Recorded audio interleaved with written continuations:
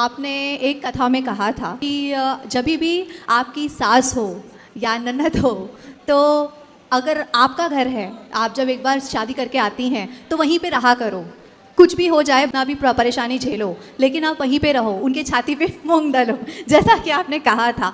मैं वहाँ पे रह के भी ऐसा लग रहा था कि मैं नहीं हूँ, जो मेरी ननद कह देती है वही चीज़ें वो मेरी माता जी करती है, मेरी सास करती हैं।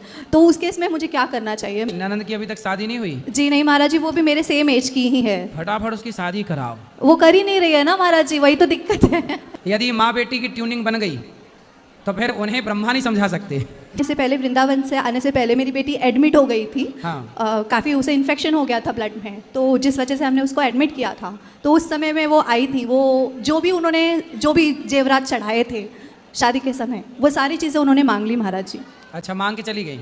हाँ जी। तो आपने दे दिया? हाँ मैंने दे दिया, क्योंकि मैं ये नहीं चाहती, मेरे पतिदेव ने कहा कि हमें किसी की बदुआ नहीं लेनी है। सही है, सही है, दे दो। कि माँ आई थी कि ननद आई थी? माँ ने मांगा था।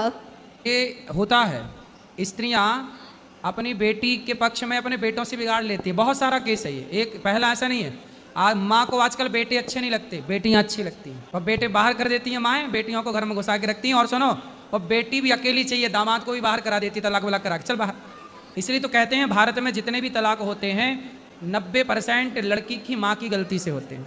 बट महाराज जी सब कहते हैं ना कि बहू खराब होती है, बहू खराब होती है। बहुएं खराब नहीं लेकिन होती। एक समय ऐसा भी आता है कि बहुओं को भी बोलना पड़ता है महाराज जी। जब तक हम ना बोले तो ऐसा लगता है कि नहीं ये गलत है, गलत है। वही तो, नहीं बोले तो पाकिस्तान चढ़े जा रहा था, बोले तो टुप पे टाप हो गया।